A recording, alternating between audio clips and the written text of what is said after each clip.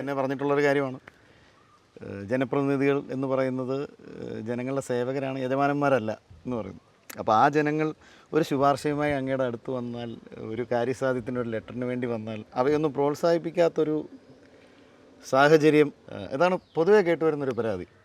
കല്യാണങ്ങൾക്ക് പങ്കെടുക്കുന്നില്ല, വീട്ടിലെ ചടങ്ങുകൾക്ക് പങ്കെടുക്കുന്നില്ല. സാധാരണ ഒരു MLA എന്ന് പറയുന്നത് നമ്മൾ വോട്ടർമാർക്ക് എപ്പോഴും കാണാൻ പറ്റുന്നല്ലേ, നമ്മൾ വിളിക്കുമ്പോൾ നമ്മുടെ ഒരു ചടങ്ങിന് വരുന്ന, നമുക്കൊരു ആവശ്യമായിട്ട് ചെല്ലുന്നുണ്ട്, സാറേ ഒരു ലെറ്റർ വേണം എന്ന് പറയുമ്പോൾ ആ ലെറ്റർ എഴുതി തരുന്ന ഒരാളെയാണ്. ഞാൻ അതിൻ്റെ അകത്ത് സ്വീകരിക്കുന്ന സമീപനം, ഈ ക്ഷണിക്കാത്ത സ്വകാര്യ ചടങ്ങുകളിൽ ഞാൻ പോകാറില്ല. ക്ഷണിച്ചിടത്ത് പോകാന്നിടത്തോളം പോകും. മരണ വീടുകളിൽ പോകും. പക്ഷേ പെരുവാസ്തു ബലി, വിവാഹങ്ങൾ, ഇവയൊക്കെ ക്ഷണിച്ചെങ്കിൽ മാത്രമേ പോകുള്ളൂ. അതാണ് ഒരു മര്യാദ. ക്ഷണിക്കാത്തടത്തൊക്കെ പോയി നമ്മൾ നിൽക്കുന്നത്. പക്ഷേ ഒരു ജനപ്രതിനിധി അറിഞ്ഞു കേട്ട് ചെല്ലുന്നതിലും തെറ്റില്ലല്ലോ. കല്യാണത്തിനൊന്നും പോകാൻ പാടില്ല. അത് അവർ ക്ഷണിച്ച് അവരുടെ ഒരു പ്രൈവസി ഫംഗ്ഷനാണ്. ഞാൻ പോകാറില്ല അങ്ങനെ. അത് ശരിയാണ്. ശുപാർശ കത്തുകൾ ന്യായമായ കാര്യങ്ങൾക്ക് കൊടുക്കും, ന്യായമല്ലാത്ത കാര്യങ്ങൾക്കും ചിലപ്പോൾ കൊടുത്തിട്ടുണ്ട്.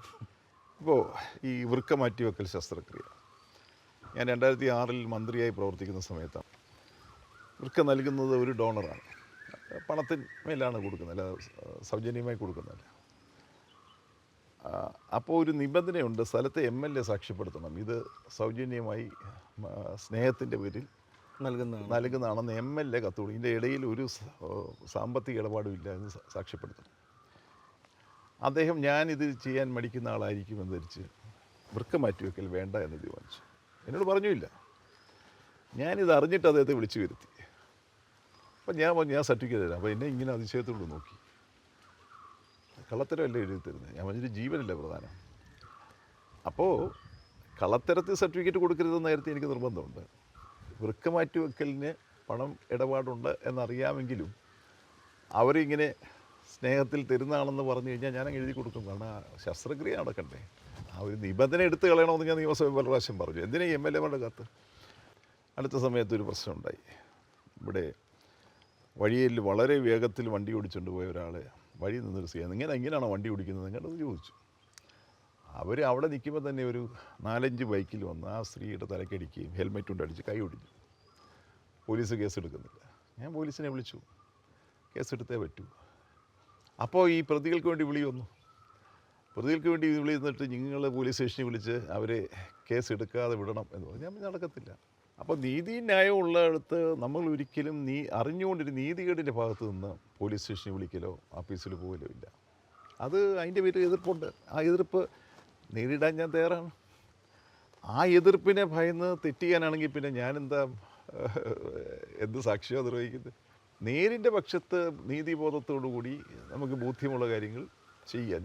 ഈ നമ്മൾ വോട്ടർമാർ പ്രധാനമായിട്ടും വികസനം എന്ന് പറയുമ്പോൾ ഒരു നിയോജക മണ്ഡലത്തിൽ വരുന്ന പ്രധാനപ്പെട്ട പദ്ധതികളെക്കാട്ടിലും കൂടുതൽ അവരെ ബാധിക്കുന്ന ഡയറക്റ്റ് ഇഷ്യൂസാണല്ലോ അവരുടെ ഒരു പ്രശ്നം. പ്രത്യേകിച്ചും റോഡുകൾ. ഞാൻ മല്ലപ്പള്ളി സ്വദേശിയാണ്. എൻ്റെ വൈഫ് തിരുവല്ല മർത്തോമൻ കോളേജിലാണ് പഠിപ്പിക്കുന്നത്. അപ്പം തിരുവല്ല മല്ലപ്പള്ളി സ്ഥിരം യാത്ര ചെയ്യുമ്പോൾ തിരുവല്ല മല്ലപ്പള്ളി റോഡ് സാറിൻ്റെ വീടിന് മുമ്പിൽ കൂടെ കിടക്കുന്ന റോഡാണ്. ബാക്കി ഏത് റോഡുകൾ നന്നായാലും ആ റോഡ് നന്നാവുന്നില്ല. ശരിക്കും പറഞ്ഞാൽ ഒരു MLA അവിടെ ഉണ്ടെങ്കിൽ ആദ്യം നന്നാവേണ്ടത് ആ റോഡുമാണ്. പ്രാക്ടിക്കലി എന്ത് ബുദ്ധിമുട്ടാണ് ഇതുപോലത്തെ വികസനങ്ങൾ നടക്കാൻ? ഇപ്പോൾ ഒരു കാര്യം വ്യക്തമായല്ലോ, ബാക്കി റോഡുകൾ നന്നാവുന്നുണ്ടല്ലോ. ബാക്കി റോഡുകൾ നന്നാവുമ്പോൾ ഈ റോഡ് നന്നാകാതിരിക്കുന്നതിൻ്റെ ഒരു കാരണം ഉണ്ടാവുമല്ലോ സ്വാഭാവികമായി. തിരുവല്ല മല്ലപ്പള്ളി റോഡിൽ നല്ല ഗതാഗത കുരുക്കുള്ള സ്ഥലമാണ്, നല്ല ട്രാഫിക് ഡെൻസിറ്റി, വാഹന സാന്ദ്രതയുള്ള സ്ഥലമാണ്. അവിടെ നിലവിലുള്ള റോഡിൻ്റെ പുറത്ത് ടാർ ചെയ്ത് ബാക്കി റോഡ് ചെയ്തതുപോലെ ചെയ്താൽ പോരാ, നല്ല വീതി ചെയ്യണം. വീതി ചെയ്യാൻ വേണ്ടി സ്ഥലം ഏറ്റെടുക്കൽ നടപടികൾക്ക് പണം അനുവദിച്ചതാണ്. കിഫ്ബിയിലൂടെ 83 കോടി രൂപ അനുവദിച്ചത്, റിവൈസ് ചെയ്യുന്നില്ല. സ്ഥലം ഏറ്റെടുക്കലിന് വേണ്ടി മറ്റ് 10 കോടി രൂപ അനുവദിച്ചു. സ്ഥലം ഏറ്റെടുക്കൽ നടപടി തുടങ്ങിയപ്പോൾ 68 പേര് കോടതി കേസിന് പോയി. കോടതിയിൽ ആദ്യം സ്റ്റേ ഉണ്ടായിരുന്നു, പക്ഷേ പിന്നീട് സ്റ്റേ വളരെ വർഷങ്ങളെടുത്തപ്പോൾ സ്റ്റേ വെക്കേറ്റ് ചെയ്തു. പക്ഷേ കോടതി ഒരു കാര്യം പറഞ്ഞു, കൃത്യമായ നടപടിക്രമങ്ങൾ പാലിക്കും. നടപടിക്രമങ്ങൾ വളരെ സങ്കീർണമാണ് പുതിയ നിയമം അനുസരിച്ച്. ആദ്യം ഒരു 4-1 വിജ്ഞാപനം ഇറക്കണം. അതിനുശേഷം വസ്തു ഏറ്റെടുക്കുന്നവരെ മുഴുവൻ അവരുടെ സാമൂഹിക ആഘാത പഠനം ഒരു ഏജൻസി നടത്തി. ആ സാമൂഹിക ആഘാത പഠനം ബന്ധപ്പെട്ട തദ്ദേശ സ്വയംഭരണ സ്ഥാപനങ്ങൾ അംഗീകരിച്ച്, എക്സ്പേർട്ട് കമ്മിറ്റി വെച്ച് അംഗീകരിച്ച് 11-1 നോട്ടിഫിക്കേഷൻ പ്രഖ്യാപിച്ച് വാല്യുവേഷനിലേക്ക് പോകണം. അപ്പോൾ ഈ 10-27 കിലോമീറ്റർ ഉണ്ട്. വശങ്ങളിലൂടെ 10-50 കിലോമീറ്ററോളം വരും. 10,000 വീട്ടുകാരുടെ വസ്തുവുണ്ട്. 6 ഏക്കർ വസ്തുവോളം ഏറ്റെടുക്കാനാണ്. അപ്പോൾ ആ 4-1 നോട്ടിഫിക്കേഷൻ കഴിഞ്ഞു. നമ്മൾ കുറ്റി വെച്ചു, കല്ലുകൾ സ്ഥാപിച്ചു, സാമൂഹിക ആഘാത പഠനം നടത്തി.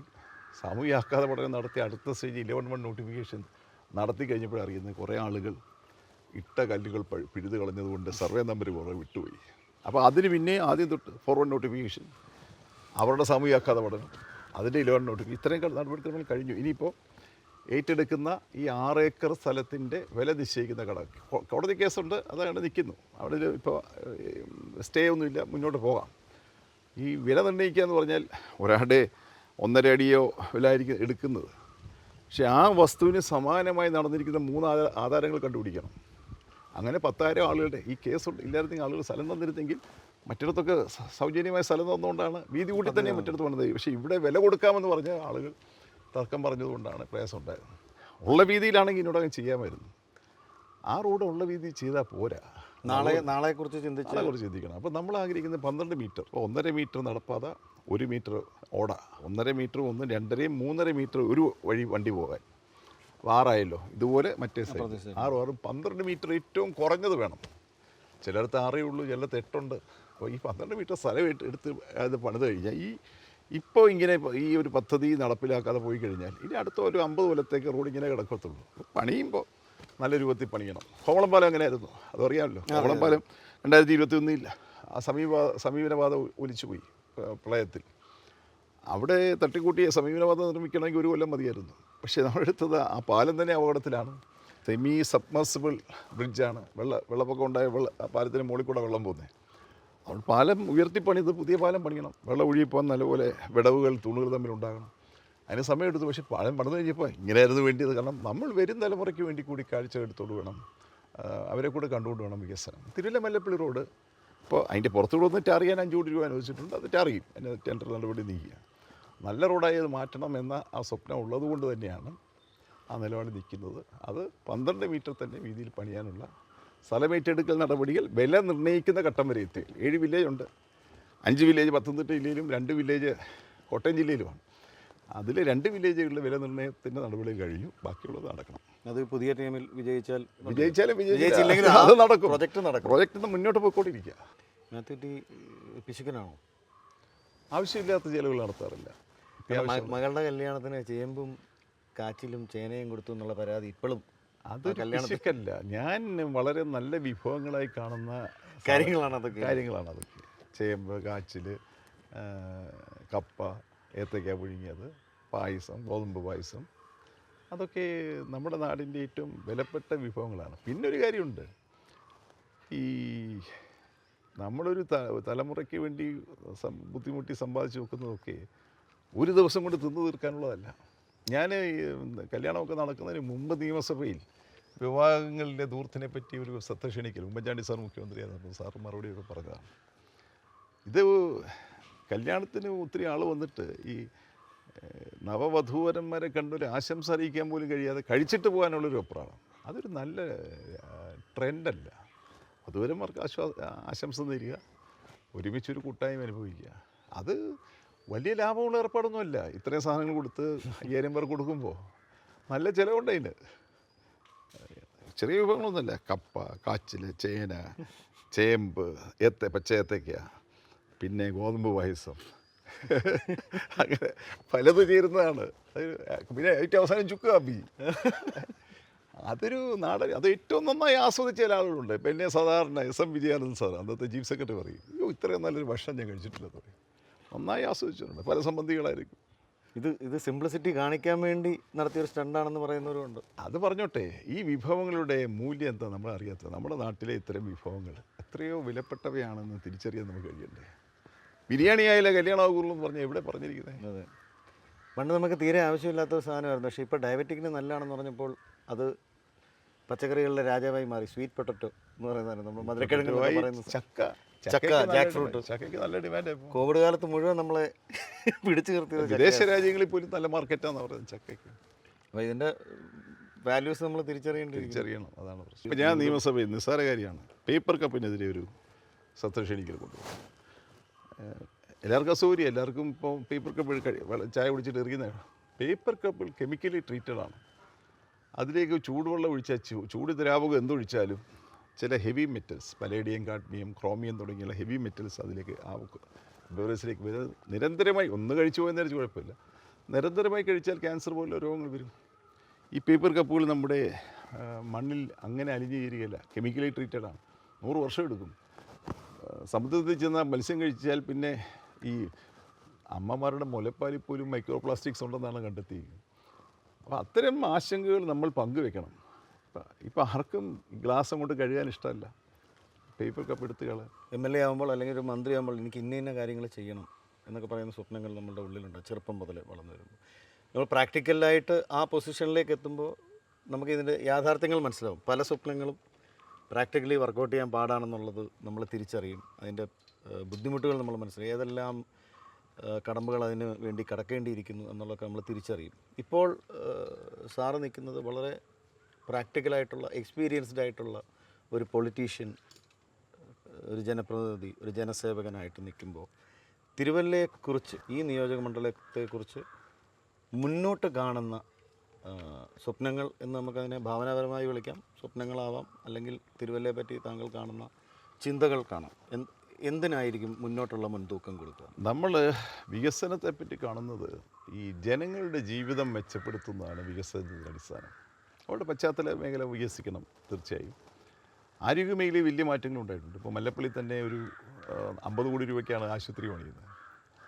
അപ്പോൾ അങ്ങനെയുള്ള പശ്ചാത്തല സൗകര്യങ്ങളും എടുക്കുമ്പോൾ തന്നെ അവർക്ക് കൂടുതൽ നല്ല ജീവിതം ഉണ്ടാകണമെങ്കിൽ ജനങ്ങൾക്ക് പർച്ചേസിങ് കപ്പാസിറ്റി കൂടണം, അവരുടെ ക്രയശേഷി വർദ്ധിക്കണം.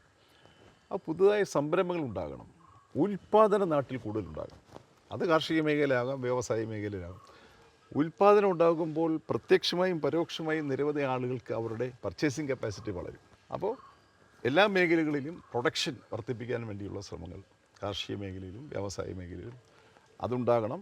നമ്മുടെ റോഡുകൾ, തിരുവല്ല വല്ലപ്പള്ളി റോഡ് അടക്കം എല്ലാ PW റോഡുകളും, ഇപ്പോൾ പുറമറ്റം പഞ്ചായത്തിലെ സകല PW റോഡുകളും BMBC ആയി. അതായത് 2018 പ്രളയത്തിനെ അടിസ്ഥാനപ്പെടുത്തി റീബിൽഡ് കേരള ഇനീഷ്യേറ്റീവിൽ 103 കോടി രൂപയുടെ പദ്ധതിയാണ് അവിടെ ചെയ്തത്. അവശേഷിക്കുന്ന ചില പ്രവർത്തികൾക്ക് ഇപ്പോൾ ഒരു 20 കോടി രൂപയ്ക്ക് മറ്റൊരു അനുവാദം കൂടെ കിട്ടിയിട്ടുണ്ട് പല റോഡുകൾക്കായിട്ട്. ആ പദ്ധതികളിപ്പോൾ ഏറ്റെടുത്ത് പൂർത്തീകരിക്കും. അപ്പോൾ നല്ല റോഡുകൾ, നല്ല രൂപത്തിലുള്ള ഉൽപ്പാദന സംരംഭങ്ങൾ, ചെറുപ്പക്കാർക്ക് നാട്ടിൽ നിൽക്കാൻ കഴിയുന്ന രൂപത്തിൽ വിവരസാങ്കേതിക വിദ്യയുടെ രംഗത്തെ, പ്രത്യേകിച്ച് നമ്മുടെ ഉന്നത വിദ്യാഭ്യാസ മേഖലയിൽ ഇപ്പോൾ 2 സർവകലാശാലകൾ A++ ഗ്രേഡ് മേടിച്ചു. 3 സർവകലാശാലകൾക്ക് A+ ഗ്രേഡ് കിട്ടി. ഡിജിറ്റൽ സർവകലാശാല വന്നു. അപ്പോൾ ഉന്നത വിദ്യാഭ്യാസ മേഖലയിൽ വളരെയധികം സാധ്യതകൾ നമ്മുടെ സംവിധാനങ്ങൾ കൊണ്ട് തന്നെ ഉണ്ട് എന്നത് നമ്മുടെ സമൂഹം ഇനിയും തിരിച്ചറിയേണ്ടിയിരിക്കുന്നു. വിദേശത്ത് പോയാൽ കൂടുതൽ മെച്ചമാണ് എന്നൊരു ധാരണയുണ്ട്. ആ ധാരണയ്ക്ക് മെല്ലെ മെല്ലെ ഭംഗം വന്നുകൊണ്ടിരിക്കുകയാണ്. അങ്ങനെ ഭംഗം വന്നിട്ട് കുട്ടികൾ വിദേശത്ത് പോകാതിരുന്നാൽ അവർക്കാവശ്യമായ വിദ്യാഭ്യാസം നൽകുന്ന സ്ഥാപനങ്ങൾ ഇന്ത്യയിൽ എവിടെ ഉള്ളതിനേക്കാൾ മെച്ചപ്പെട്ട രൂപത്തിൽ ഈ കേരളത്തിലുണ്ട്. ആ മേഖലയിൽ നമുക്കിനി മുന്നോട്ട് പോകാൻ കഴിയണം. ഇൻഫ്രാസ്ട്രക്ചേഴ്സാണ് നമ്മുടെ കുട്ടികൾക്ക് വിദ്യാഭ്യാസത്തിൻ്റെ ക്വാളിറ്റിയെ പറ്റിയൊന്നും വലിയ സംശയമില്ലെങ്കിലും അവരാഗ്രഹിക്കുന്ന തരത്തിലുള്ള ഒരു ജീവിതം നയിക്കാൻ വേണ്ടി ഇൻഫ്രാസ്ട്രക്ചേഴ്സ് ഇവിടെ ഇല്ല എന്ന് പറയുന്നൊരു പരാതി. ഇൻഫ്രാസ്ട്രക്ചർ കൊണ്ട് എന്താ ഉദ്ദേശിക്കുന്നത്? റോഡുകളാണോ? റോഡുകളാണെങ്കിൽ ഏറ്റവും നന്നായി ഇപ്പോൾ ഉപേക്ഷിച്ച് കളഞ്ഞ എത്രയോ പദ്ധതികൾ നമ്മൾ ഏറ്റെടുത്തു. ദേശീയപാതയ്ക്ക് വീതി വേണ്ട എന്ന് തീരുമാനിച്ചിട്ടാണല്ലോ അവർ പോയത്. 30 മീറ്റർ കൂടുതൽ വീതി, 45 മീറ്ററിലല്ലേ ഇപ്പോൾ പണിയുന്നത്. നമ്മുടെ തുറമുഖം എന്ന് പറഞ്ഞാൽ ഏറ്റവും വലിയ തുറമുഖമായി മാറുകയാണ്. ലോകത്ത് തന്നെ ശ്രദ്ധിക്കപ്പെടുന്ന തുറമുഖമായി വിഴിഞ്ഞം തുറമുഖം മാറുകയാണ്. നമ്മുടെ എയർപോർട്ടുകൾ മെച്ചപ്പെട്ട നിലയിലായി. നമ്മുടെ റോഡുകൾ തീരദേശപാതയായി. ഇനിയിപ്പോൾ ജലപാത വരുന്നു, ജലപാതയുടെ പണികൾ ആരംഭിച്ചു. ഗെയിൽ പൈപ്പ് ലൈൻ വരുന്നു, ഗ്യാസ് അതോറിറ്റി ഓഫ് ഇന്ത്യ ലിമിറ്റഡിൻ്റെ പൈപ്പ് ലൈൻ നടന്നുകൊണ്ടിരിക്കുന്ന പദ്ധതികൾ. കുടംകുളം ലൈനായി. ഇപ്പോൾ കറണ്ട് കെട്ടില്ലല്ലോ. അപ്പോൾ ലോഡ് ഷെഡിങ്ങും കറണ്ട് കെട്ടും ഇല്ലാത്തൊരു സംസ്ഥാനമായി കേരളം മാറിയില്ലേ? അതൊരു വലിയ കേട്ടല്ലേ. പടിപടിയായി നമ്മൾ മറ്റ് സംസ്ഥാനങ്ങളുമായി താരതമ്യപ്പെടുത്തുമ്പോൾ പൊതുജനങ്ങളുടെ ജീവിത നിലവാരത്തിൽ വളരെ മെച്ചം നേടുവാൻ കഴിഞ്ഞ അതിദരിദ്രമില്ലാത്ത ആദ്യത്തെ സംസ്ഥാനമാണ് കേരളം. അങ്ങനെ നമ്മൾ നേടിക്കൊണ്ടിരിക്കുക. ആ നേട്ടങ്ങളുടെ പാതയിൽ നമ്മൾ മുന്നോട്ട് പോകണം. രാഷ്ട്രീയമാണ് പലപ്പോഴും യുവതലമുറയെ ശല്യപ്പെടുത്തുന്നത് എന്ന് പറയുന്നുണ്ട്. രാഷ്ട്രീയവാദികളെ മാറുന്ന ഒരു കാഴ്ച കാണുന്നുണ്ട്. രാഷ്ട്രീയം എപ്പോഴും ഒരു ഹെഡേക്കാണെന്ന് പറയുന്ന, അല്ലെങ്കിൽ I don't read news papers, I don't want politics എന്ന് പറയുന്ന ഒരു പുതിയ തലമുറയുണ്ട്. അപ്പോൾ പക്ഷേ അവർക്ക് എല്ലാ ഇൻഫ്രാസ്ട്രക്ചേഴ്സും വേണം, മാറ്റങ്ങൾ വേണം, എല്ലാ സൗകര്യങ്ങളും വേണം, പക്ഷേ രാഷ്ട്രീയം വേണ്ട. അത് ഈ നിയോ ലിബറൽ എക്കണോമിക് പോളിസിയുടെ ഒരു ഭാഗമായി രൂപപ്പെട്ടു വന്ന ഒരു മൂല്യബോധമാണ്. പൊളിറ്റിക്സ് നമുക്ക് ആവശ്യമില്ല, നമുക്ക് പണം ഉണ്ടാക്കിയാൽ മതി, നമുക്ക് ബിസിനസ് നടത്തിയാൽ മതി. വലിയ അപകടമാണ്. നമ്മുടെ നാടിനെ നിയന്ത്രിക്കുന്നത് ഒരു രാഷ്ട്രീയമാണ്, ലോകത്തെ നിയന്ത്രിക്കുന്ന ഒരു രാഷ്ട്രീയമാണ്. അതുകൊണ്ട് ഈ രാഷ്ട്രീയ ബോധമില്ലാതെ തലമുറ വളരുന്നത് രാജ്യത്തിനും ലോകത്തിനും അപകടകരമാണ്. ആ തിരിച്ചറിവിലേക്ക് നമ്മുടെ കുഞ്ഞുങ്ങളെ കൊണ്ട് എത്തിക്കാൻ നമ്മുടെ മുതിർന്ന തലമുറയ്ക്ക് കഴിയണം. എൻ്റെ ഒരു സംശയം എന്ന് പറയുന്നത്, പണം കൊടുത്ത് ജനാധിപത്യത്തെ വിലയ്ക്ക് വാങ്ങാൻ പറ്റുമോ? അങ്ങനത്തെ പ്രവണതകളെ എങ്ങനെയാണ് കാണുന്നത്? ഇപ്പം ഞാൻ ആദ്യം മത്സരിക്കുമ്പോൾ ഞാൻ വെറും കോളേജ് വിദ്യാർത്ഥിയാണ്. എൻ്റെ കയ്യിൽ നയ പൈസ ഇല്ല. തിരുവനന്തപുരത്തല്ല, എറണാകുളത്ത് വെച്ച് ടിക്കറ്റ് തന്നിട്ടെന്ന് പാർട്ടി പ്രസിഡന്റ് അല്ലെങ്കിൽ തിരുവല്ലയ്ക്ക് വരാനുള്ള വണ്ടിക്കൂലി പോക്കറ്റ് ഇട്ടുകൊണ്ട് തിരുവല്ലയിൽ എത്താൻ കഴിയുക, അങ്ങനത്തെ സാമ്പത്തിക സ്ഥിതിയിലാണ്. പക്ഷെ നിരവധി ആളുകളെ കാലത്ത് സഹായിച്ചു. വലിയൊരു സാമ്പത്തിക ശക്തി ഉണ്ടായിരുന്ന ആളുമായിട്ടാണ് മത്സരിച്ചത്. പിന്നെയുള്ള എല്ലാ തെരഞ്ഞെടുപ്പിലും ജനങ്ങൾ തരുന്ന പണം ചിലവാക്കുമെന്നല്ലാതെ ഞാൻ വലുതായി പണം ചിലവഴിച്ചിട്ടില്ല. മറുഭാഗത്ത് നല്ലപോലെ ചിലവഴിക്കുന്നുണ്ടായിരുന്നു. പക്ഷെ ഇപ്പം കാണുന്നൊരു പ്രവണത, ഈ പണത്തിന് വേണ്ടി ഒരു ദാഹം ചില കേന്ദ്രങ്ങളിൽ കാണിക്കുന്നുണ്ട്. പണം വാങ്ങി വോട്ട് ചെയ്യാനും പണം കൊടുക്കാനുള്ള അഭിപ്രായവും വലിയ വൻതോക്കുകൾ ചില സ്ഥാനാർത്ഥികളുടെ പിന്നിലുണ്ട്. എൻ്റെ പിന്നിൽ ഒരു സാമ്പത്തിക ശക്തിയില്ല. നാട്ടിലെ ജനങ്ങളും ഇടതുപക്ഷ മുന്നണി പ്രവർത്തകരുമാണ് എൻ്റെ ഒരു ശക്തി എന്ന് പറയുന്നത്. അവരവരുടെ കയ്യിൽ നിന്ന് പണം മുടക്കി ബോർഡുകൾ വെക്കുന്നു, ബാനറുകൾ എഴുതുന്നു, ചോര എഴുതാമെന്ന് ഞാൻ ഒരു പൈസയും ഒരു തെരഞ്ഞെടുപ്പിൽ ഇതുവരെ മുടക്കിയിട്ടില്ല. പ്രവർത്തകർ ചെയ്യുന്നു. അപ്പോൾ കേന്ദ്രീകരിച്ച് ഉള്ള പണം ചിലവാക്കിയുള്ള പ്രവർത്തനങ്ങൾ മറ്റ് സ്ഥാനാർത്ഥികളുമായി അപേക്ഷിച്ച് നോക്കിയാൽ എന്നും ഞാൻ അതിൽ പുറകിലായിരുന്നു. പക്ഷേ ജനം അതൊരു പോരായ്മയെ കാണാതെ ഇതുവരെ അത് ഏറ്റെടുത്ത് മുന്നോട്ട് കൊണ്ടുപോയിട്ടുണ്ട്. നമ്മൾ പണം മേടിച്ച് വോട്ട് മാറ്റി കുത്തുമോ മലയാളികൾ? ആ പ്രവണത ഉയർന്നു വരുന്നുണ്ട്. ഇപ്പോൾ അങ്ങനെ തുടങ്ങിയിട്ടുണ്ട്. എന്തായിരിക്കും അതിൻ്റെ ഒരു കാരണം? നമ്മുടെ ഒരു പ്രശ്നം എന്ന് പറഞ്ഞാൽ, ഈ സമൂഹത്തിൽ നിലനിൽക്കുന്ന ഘടനകളുടെ സമ്മർദ്ദത്തിലാണ് മൂല്യബോധം രൂപപ്പെടുന്നത്. പണമാണ് എല്ലാത്തിൻ്റെയും ആത്യന്തികമായ മേധാശക്തി എന്ന ഒരു മൂല്യം ഈ അസമനിഷ്ഠമായ സാമൂഹ്യ വ്യവസ്ഥയിൽ ജനങ്ങളിലേക്ക് വന്നിട്ടുണ്ട്. എങ്ങനെയും പണം സമ്പാദിക്കുക എന്ന ഒരു മൂല്യം ആളുകൾക്ക് വരുന്നുണ്ട്. ഞാൻ ഒരു കുടുംബം എന്നോട് പിണങ്ങിയിരിക്കുന്നത്, അതിസമ്പന്ന ഒരാൾ നമ്മുടെ ക്ഷേമ പെൻഷൻ വാങ്ങുന്നുണ്ടായിരുന്നു. ഞാൻ വേണമെങ്കിൽ പറയാമോ എന്തിനാ അവർ ശത്രുക്കളാക്കുന്നതെന്ന് വിചാരിക്കാം. പക്ഷെ ഞാനത് എതിർത്തു, പരാതി കൊടുത്തു, നിർത്തിവെപ്പിച്ചു. വളരെ സമ്പന്നമായ വീട്, കാറ്, മക്കൾ പുറത്ത്. അപ്പോൾ എന്നോട് വലിയ ദേഷ്യത്തില്ല. അപ്പോൾ എന്തുകൊണ്ടാണ് വാങ്ങുന്നത്? അതിങ്ങ് പോരട്ടെ, ഉള്ളതെങ്കിൽ കിട്ടട്ടെ. അങ്ങനെ ഒരു ചിന്താഗതി വന്നുപോയി. അനർഹമായതാണെങ്കിൽ പോലും ഈ പണം വാങ്ങുക, ഞാൻ പറയും ഇതൊരു 2-3 കാര്യമാണ്. വേദോസ് 10 കൽപ്പനകളെ അന്യദൈവങ്ങളെ സേവിക്കരുതെന്ന് പറയുകയില്ല. ഒന്നാമത് പറഞ്ഞിട്ടില്ലെങ്കിലും പണം ഒരു അന്യദൈവമായി മാറിയിട്ടുണ്ട്. ഞങ്ങളുടെ ഇടയിൽ ഒരു അന്യദൈവം എന്ന് പറയുന്നത് പോപ്പുലാരിറ്റിയാണ്. പോപ്പുലാരിറ്റിയെ അറിയാതെ നമ്മൾ അങ്ങ് ആരാധിച്ചു പോവുക.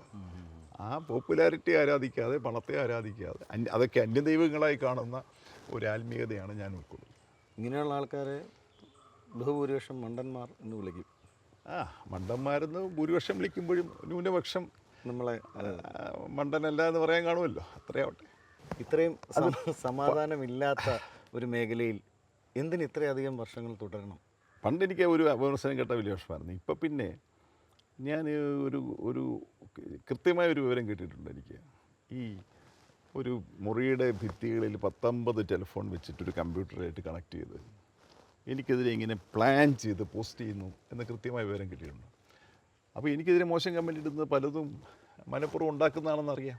അതുകൊണ്ട് അതതിൻ്റെ വഴിക്ക് പോകട്ടെ എന്നങ്ങ് തീരുമാനിക്കും. 5 ടേം MLA ആയിരുന്നു, മന്ത്രിയായിരുന്നു 2 പ്രാവശ്യം. ഈ കാലയളവിലെ പ്രധാനപ്പെട്ട നേട്ടങ്ങൾ പറയാൻ പറഞ്ഞാൽ എന്തൊക്കെ പറയും? ഒത്തിരി പറയാനുണ്ട്. KSRTC ബസ് സ്റ്റാൻഡ് പഴയ തകർന്ന കെട്ടിടത്തിൻ്റെ സ്ഥാനത്ത് ആധുനിക നിലയിൽ ഒരു കെട്ടിടം പണിയാൻ കഴിഞ്ഞു. 2 ആശുപത്രികൾ, തിരുവല്ല ആശുപത്രി മെച്ചപ്പെട്ടു, 7 നിലയിൽ പണിതു. ഇപ്പോൾ OP ബ്ലോക്ക് പണിയുന്നു, മല്ലപ്പള്ളി ആശുപത്രി പണി നടക്കുന്നു.